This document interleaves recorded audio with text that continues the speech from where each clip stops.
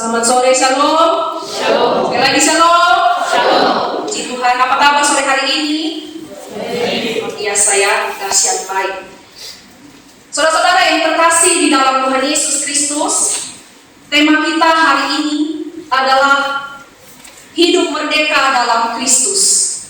Hidup merdeka dalam Kristus. Hari ini kita bersyukur karena kita hidup di negara yang sudah merdeka. 17 Agustus 1945, negara Indonesia menyatakan diri bebas dari yang namanya penjajahan. Hari ini juga, firman Tuhan mengajak kita untuk merenungkan satu bentuk kemerdekaan yang jauh lebih dalam dan lebih penting, yaitu kemerdekaan di dalam Kristus. Bapak Ibu Saudara yang terkasih di dalam Yesus Kristus, seringkali kita berpikir bahwa merdeka itu artinya bebas, tidak terikat, terlepas, bebas melakukan apa saja, bebas melakukan semaunya kita saja, karena kita tidak ada ikatan lagi. Kita sudah merdeka, tidak ada yang melarang. Maka untuk itu banyak sekali orang yang berpikir berarti kita bebas melakukan apa saja di dalam hidup ini. Saudara yang terkasih, saya awali firman Tuhan ini dengan satu cerita. Satu cerita ilustrasi, mungkin Bapak Ibu Saudara pernah mendengar mungkin tapi kalau sudah pernah mendengar tidak apa-apa, kita mengulang lagi. Jadi ada seorang laki-laki yang pada waktu itu dia melakukan banyak sekali kesalahan dan pada akhirnya dia dipenjara. Kesalahannya sangat fatal dan dia cukup lama mendekam di dalam penjara. Setelah dia sudah melewati semua proses hukuman, bahkan dia juga menikmati bagaimana suasana di dalam penjara itu, tibalah waktu bagi dia untuk dibebaskan. Sesuai dengan jangka waktu yang sudah ditentukan oleh para hakim pada waktu itu. Kepala sipir mendekati dia dan mengatakan, hari ini engkau bebas. Maka keluarlah, mulailah hidup yang baru. Setelah itu, kepala penjara dia kembali ke tempat dia bertugas. Dan apa yang terjadi, Bapak Ibu Saudara? Si laki-laki ini, dia hanya terdiam saja. Dia tidak menjawab iya, juga tidak menjawab tidak. Dia hanya terdiam di dalam sel dan dia tidak mau keluar. Dia nikmati kehidupannya di dalam sel itu. Seiring berjalannya waktu, sudah hari lewat hari, minggu lewat minggu, bahkan kembali lagi si kepala penjara ini merasa heran dan bertanya kepadanya. Dia bilang begini, kenapa kamu tidak keluar?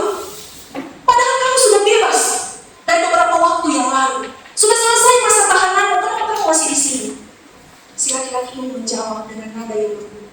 Dia bilang begini, kalau saya keluar dari sini, saya tidak tahu saya hidup di mana di luar sana. Saya harus memulai hidup seperti apa? Di dalam sel ini saya sudah terbiasa. Saya menikmati sekali di dalam sel ini. Mendengar jawaban itu, kepala penjara dia kaget. Baru kali ini tahanan atau narapidana yang tidak mau keluar dari sel. Biasanya orang yang mereka tunggu-tunggu adalah kapan bebas, kapan keluar dari tahanan. Tapi narapidana yang satu ini berbeda dengan yang lain. Akhirnya si kepala penjara ini dia berkata begini saja, saya kasih kamu kunci. Kamu bebas kapan saja kamu mau kunci kembali ini pintu sel, kapan juga kamu kembali membuka dan kamu keluar. Si tahanan ini dia mengambil kuncinya, dia taruh di dalam saku celananya, tetapi dia tidak melakukan tindakan apa-apa. Hari berganti hari, minggu berganti minggu, bulan berganti bulan. Si kepala penjara ini dia heran, ini orang kenapa? Maunya apa sih sebenarnya? Saya sudah kasih kunci, tapi tidak mau keluar. Lagi-lagi laki-laki ini berkata begini, saya tidak mau keluar. Biarkan kunci ini saya pegang terus, karena saya sudah terlalu nyaman di dalam sana. Nah, saudara-saudara yang terkasih, apa makna dari firman dan cerita ini? Seringkali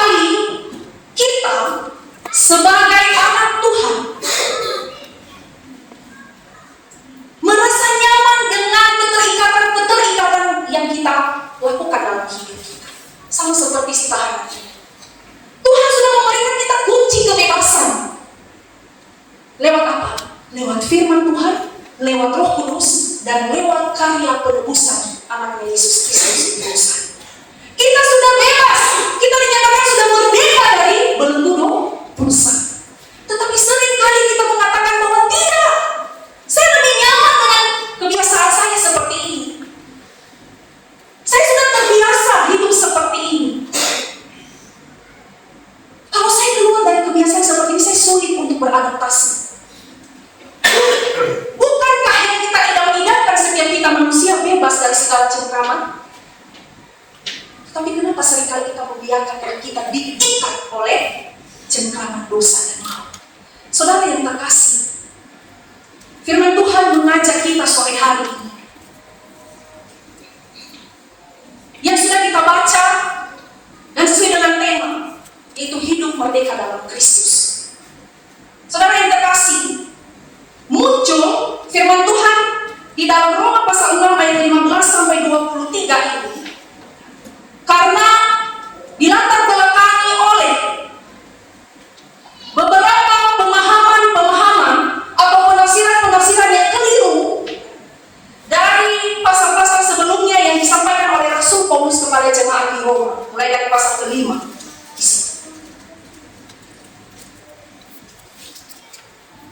Rasul Paulus mengatakan bahwa karena dosa satu orang, yaitu Adam, seluruh umat manusia jatuh. Karena ketidakketaatan satu orang, yaitu Adam, seluruh umat manusia jatuh dalam dosa. Tetapi karena ketaatan satu orang, yaitu Yesus Kristus, keselamatan dan kasih karunia diberikan bagi semua orang yang percaya. Di sini muncul kekeliruan pemahaman orang-orang Yahudi dan non-Yahudi pada waktu itu. Mereka berkata begini, kalau kita sudah hidup dalam kasih karunia, berarti kita bebas untuk hidup kembali dalam dosa. Kalau kita tidak ada lagi di bawah hukum Taurat, berarti kita bebas melakukan apa saja yang kita mau. Di sini Rasul Paulus menekankan dengan keras dia bilang begini, sekali-kali tidak. Kita menerima kasih karunia dari Allah bukan untuk kita hidup melakukan apa yang kita mau sesuai dengan apa yang kita inginkan. Itu sangat keliru sekali pemahaman itu. Yesus Kristus memberikan kasih karunia kepada kita supaya kita merdeka dari kuasa maut, merdeka untuk menjadi hamba kebenaran, bukan menjadi hamba dosa. Bukan membiarkan diri kita, pikiran kita, hati kita dikuasai, dipenuhi oleh hal-hal duniawi yang akhirnya membuat mata rohani kita tidak terbuka melihat karya kemuliaan Tuhan dalam kehidupan kita. Makanya muncul ayat 15 sampai 23 ini. Kembali dia ingatkan dan dia bertanya begini, jadi bagaimana? Itu di ayat 15. Apakah kita akan berbuat dosa karena kita tidak berada di bawah hukum Taurat, tetapi di bawah kasih karunia? Dia katakan dengan tegas, dia katakan sekali-kali tidak. Tidak ada alasan untuk kita mau diperhamba lagi oleh dosa karena kita sudah dimerdekakan oleh darah Yesus Kristus. Saudara yang terkasih, di ayat ini ulang-ulang Rasul Paulus menegaskan bahwa tidak ada kuasa manapun yang bisa melampaui kuasa Allah itu sendiri. Saudara yang terkasih, tidak sedikit juga pada zaman-zaman saat ini ada banyak sekali orang-orang yang salah menafsir firman Tuhan. Ada banyak sekali pengajaran-pengajaran yang keliru. Kalau kita tidak kuat dasarnya, maka kita akan tergoncang. Tidak apa-apa kamu berbuat dosa, kan Yesus Kristus mati sudah menghapus dosamu. Jadi kamu tidak lagi berdosa.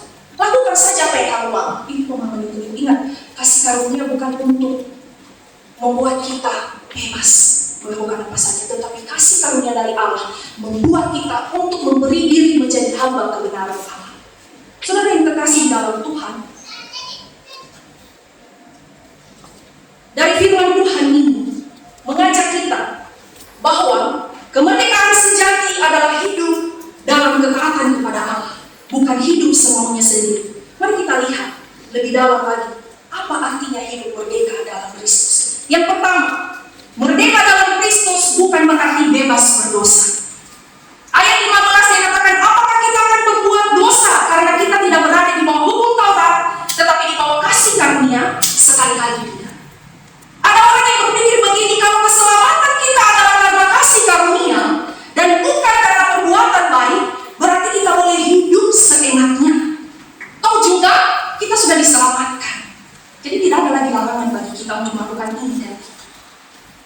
pemahaman yang keliru, Bapak Ibu Saudara.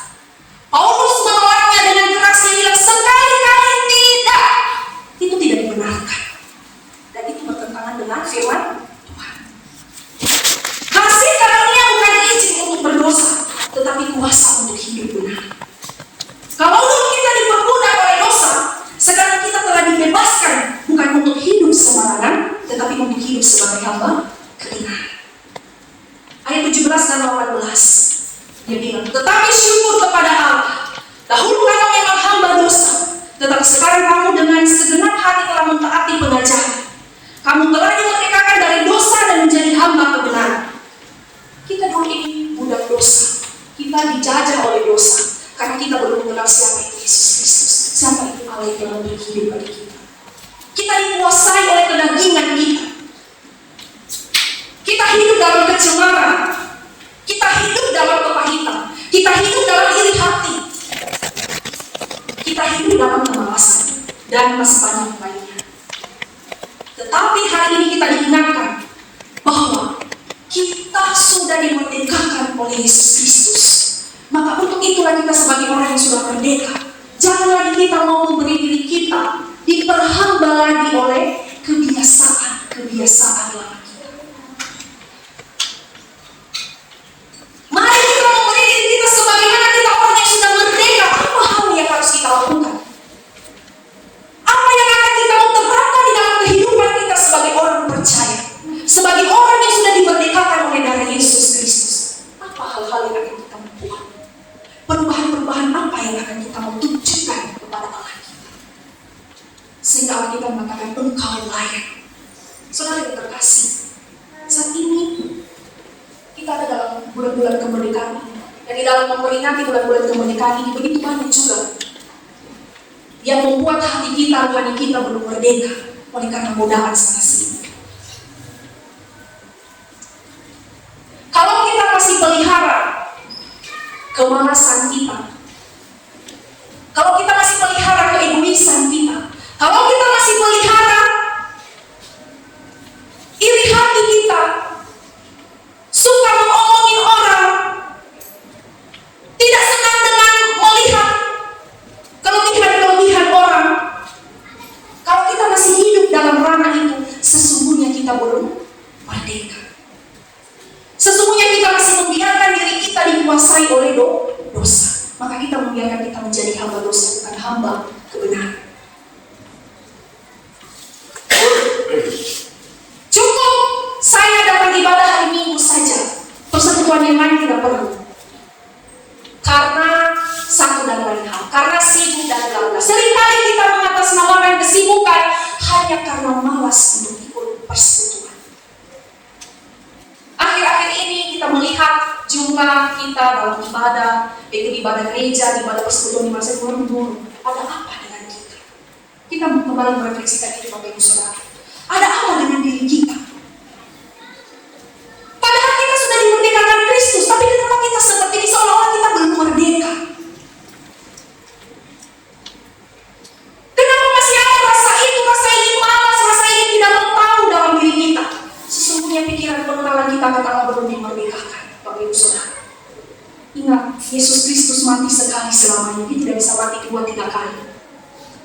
Oh, saya melakukan ini dan itu, tapi Tuhan Yesus mati untuk menghapus dosa saya, tidak bisa. Tidak bisa kita permainkan karya kasih karunia Allah dalam hidup kita. Maka untuk itu, karena Yesus Kristus memberikan kasih karunia sekali selamanya, pergunakan dengan baik. Lakukan apa yang menjadi perintah Tuhan. Saya dan Bapak Ibu Saudara yang terkasih. Kita memulai melakukan hal-hal yang baru, merdeka dari segala kemalasan dengan membangun hubungan pribadi dengan Tuhan. Saya tidak tahu Bapak Mama di rumah, apakah ada waktu saat teduh sejenak di hadapan Tuhan dengan keluarga atau bagaimana. Yang tahu Bapak Mama dengan Tuhan. Tetapi saat teduh itu, berbicara dengan Tuhan itu sangat penting. Karena itu yang akan mengarahkan hidup kita untuk berjalan dalam satu hari itu, supaya kita tidak keliru. Saya tahu kita semua adalah orang sibuk, orang bekerja, orang sekolah dan lain sebagainya. Tetapi tidak salah kalau kita meluangkan waktu setengah jam untuk berbicara kepada Tuhan. Kita ajak suami, istri, anak-anak, bahkan semua orang-orang yang ada di dalam rumah tangga itu untuk membangun mesbah dengan Tuhan. Itu bukan kemerdekaan dari Tuhan. Kalau kita sudah memulai hari itu dengan persekutuan dengan Tuhan, saya yakin kita tidak akan malas-malasan dalam satu hari. Pikiran kita terbuka, kita tidak mudah terbawa emosi, kita tidak mudah sakit hati. Karena kenapa? Karena kita sudah mengawali hari kita dengan berbicara kepada Yesus Kristus. Kita harus punya komitmen, Tuhan hari ini saya harus merdeka. Dan saya harus memulai hidup saya dengan bertanya kepada Tuhan. Kalau saya lakukan ini, kira-kira bagaimana Tuhan? Kita tidak bisa melakukan perjalanan hidup kita seenak dan semaunya kita. Memang betul Tuhan memberikan kita kebebasan, tapi bukan bebas melakukan yang tidak sesuai dengan apa yang Tuhan mau. Jadi firman Tuhan hari ini meneguhkan kita, Bapak, Mama, Saudara. Setelah kita dimerdekakan, bukan hanya stop untuk diri kita sendiri, tetapi kita keluar untuk memerdekakan orang-orang di sekitar kita. Tugas menjangkau orang-orang di sekitar kita bukan hanya tugas para pelayan, bukan hanya tugas hamba Tuhan, para majelis jemaat, tetapi tugas kita bersama. Jadi kita tidak boleh acuh tak acuh melihat orang-orang di sekitar kita yang membutuhkan kehadiran kita. Kita memerdekakan mereka. Ada satu cerita lagi, Bapak Ibu Saudara, mungkin ini cerita agak lucu. Jadi ceritanya seperti ini. Ini berkaitan dengan jemaat yang jarang datang ibadah. Bukan berarti saya menyinggung jemaat, ya tidak. Tapi dalam cerita saya seperti ini. Suatu hari, seorang pendeta melihat ada jemaat, dan dia adalah jemaat ibu-ibu yang sudah lama tidak datang ibadah di gereja. Setelah pendeta ini berdoa, dan dia memutuskan untuk mengunjungi ibu ini. Pendeta itu pun datang dan bertemu dengan ibu ini di jalan. Pas dia mau menuju ke rumahnya, tetapi mereka bertemu di jalan. Setelah itu Pak Pendeta mulai bertanya, dia bilang begini, "Ibu, kemana aja selama ini? Macam saya tidak pernah lihat ibu kok. Saya rindu sekali kalau saya berdiri di atas mimbar ada ibu duduk di kursi di dalam gereja." Ibu ini menjawab, "Aduh Pak Pendeta, jangan marah. Saya sibuk sekali Pak Pendeta. Terlalu banyak pekerjaan yang tidak bisa saya tinggalkan. Makanya saya tidak ada waktu untuk datang ibadah Pak Pendeta. Tapi tenang saja Pak Pendeta. Walaupun saya tidak datang ibadah, di rumah saya suka baca firman kok. Saya buka Alkitab, saya baca firman dan saya rajin berdoa." Terus Pak Pendeta bilang begitu. "Oh begitu ya Ibu. Memang perlu kita sibuk untuk kebutuhan jasmani. Tetapi jangan lupa kebutuhan rohani kita Ibu Pak Pendeta bilang begitu. Terus ibu ini bilang begini, "Pak Pendeta, bagaimana saja kalau besok Pak Pendeta datang ke rumah, saya undang untuk makan siang. Nanti saya masak makanan yang istimewa khusus untuk Pak Pendeta." Dia mulai mengambil hati supaya Pak Pendeta jangan marah. Pak Pendeta bilang begini, "Oke baik Ibu, saya akan memenuhi undangan Ibu untuk makan siang bersama." Keesokan harinya Pak Pendeta datang di rumah ibu ini dan mereka makan bersama. Selesai makan Bapak Ibu, pendeta itu mulai berpikir, dia bilang, "Saya harus akalin apa ya supaya ibu ini bisa datang ke gereja?"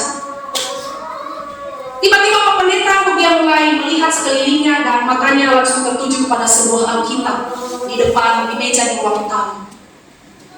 Setelah makan, dia mengambil sendok yang dia pakai, dia selipkan di dalam Alkitab itu dan dia tutup Alkitabnya.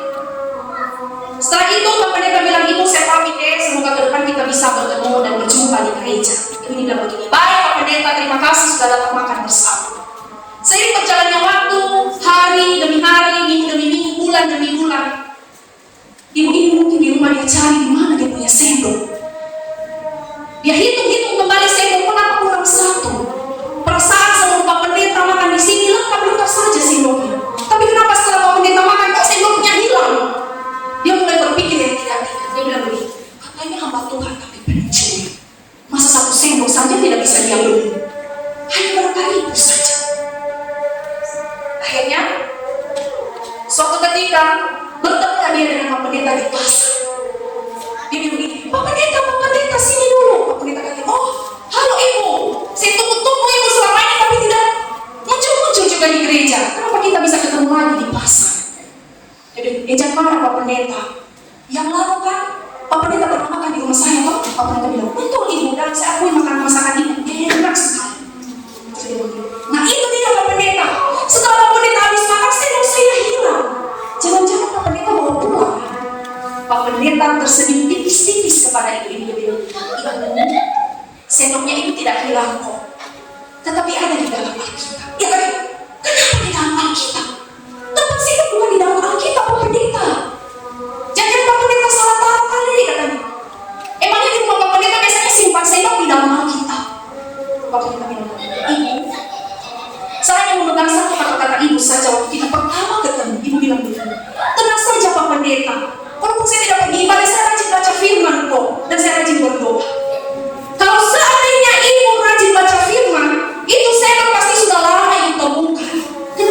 sekarang ibu sadar bahwa saya dan ibu sudah hilang, berarti terbukti bahwa selama ini ibu tipu pendeta. Ibu ini langsung tertampar dengan kata-kata Pak Pendeta itu. Dia bilang begini, ibu, sebenarnya bukan saya yang mencuri sendok, tapi saya ingin melihat dan membuktikan betul atau tidak kata-kata ibu itu. Ya Allah, tapi ternyata itu hanya omong kosong. Kalau saja ibu bisa menipu sesama manusia yang langsung ketemu, apalagi menipu Allah yang tidak kelihatan, gue. Akhirnya, karena rasa bersalah dan rasa malu, ibu itu langsung pergi meninggalkan Pak Pendeta. Bapak ibu saudara yang terkasih, dan cerita ini mengajak kita. Seringkali kita menipu Tuhan. Tuhan, saat ini sibuk Tuhan. Bisa ya, hari ini saya tidak dapat ibadah. Seringkali kita mulai merayu Tuhan. Tuhan pasti ngerti kok kalau saya sibuk. Tuhan pasti mengerti kok kalau saya begini dan begitu. Tuhan, kita tidak bisa kita akali dengan hal seperti itu.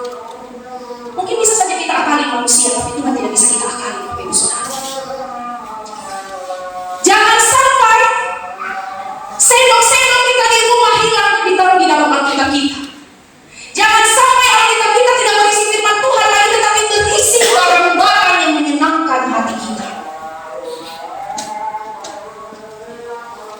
Jangan sampai Alkitab ini tidak ada guna lagi karena tertutup terus. Dan isinya di dalam tidak berkuasa untuk mengubah hidup kita. Kenapa? Karena kita tutup dengan kebiasaan, kesenangan hati kita. Jadi firman Tuhan mengajak kita sore hari ini, hendaklah kita keluar dari penghambaan dosa. Kita sudah dimerdekakan oleh Yesus Kristus. Jangan lagi mau kita beri kita dikuasai oleh hal-hal duniawi. Jangan sampai menutup dan membutakan mata rohani kita.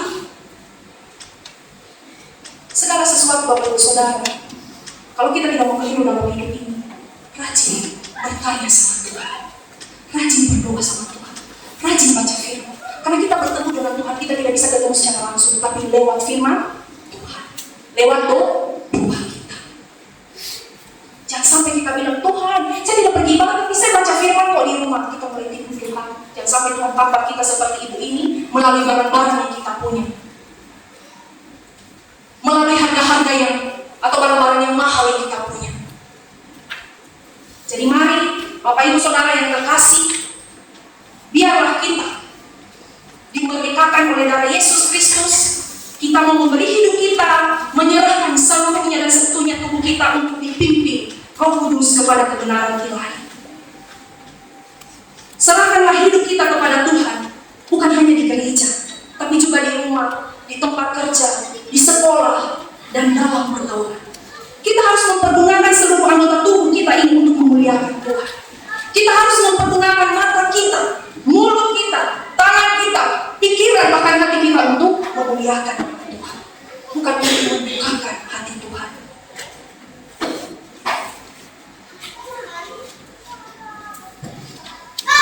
Yang terakhir, buah dari hidup merdeka adalah kekudusan dan hidup kekal. Di ayat 21-23. Paulus menutup bagian ini dengan pertanyaan yang sangat dalam. Dia bilang begini, dan buah apakah yang kamu petik daripadanya dahulu? Semuanya itu menyebabkan kamu merasa malu sekali, karena kesudahannya ialah malu. Ingat Bapak Ibu, apa yang kita tabur itu yang akan kita tuai. Jangan sampai pada akhirnya Tuhan mempertanyakan, buah apa yang kamu terima dari sikap hidupmu selama kau ada di dunia. Jangan sampai kamu malu dan menuju kepada kebinasaan. Kembali, firman Tuhan ini merefleksikan diri kita. Kalau selama ini ada banyak kekeliruan yang kita lakukan dalam hidup, mari kita belajar kembali. Kita sudah dimerdekakan Tuhan, tidak lagi di bawah hukum dosa, tetapi di bawah hukum kebenaran Allah. Dosa memang terlihat menyenangkan pada awalnya, tapi akhirnya membawa malu dan malu. Sebaliknya, hidup dalam kebenaran membawa kita pada kekudusan dan hidup yang kekal. Ini ayat emas yang kita kenal di dalam Roma 6:23, sebab upah dosa ialah maut, tetapi kasih karunia Allah ialah hidup yang kekal dalam Kristus Yesus. Mari kita mempergunakan kasih karunia yang Tuhan Yesus beri bagi kita dengan sebaik-baiknya. Bagaimana kita hidup merdeka dalam Kristus? Yang pertama, jangan kembali ke kehidupan lama. Jangan salah gunakan kasih karunia sebagai alasan untuk hidup dalam kebebasan. Yang kedua, serahkanlah hidup kepada kebenaran dan menjadi hamba kebenaran.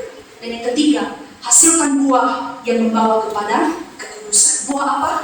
Buah kasih, sukacita, damai sejahtera, penguasaan diri, dan sebagainya. Itu yang harus kita hasilkan dalam hidup kita hari lepas hari. Kiranya Tuhan menolong saya dan Bapak Ibu dalam refleksikan firman Tuhan ini. Amin.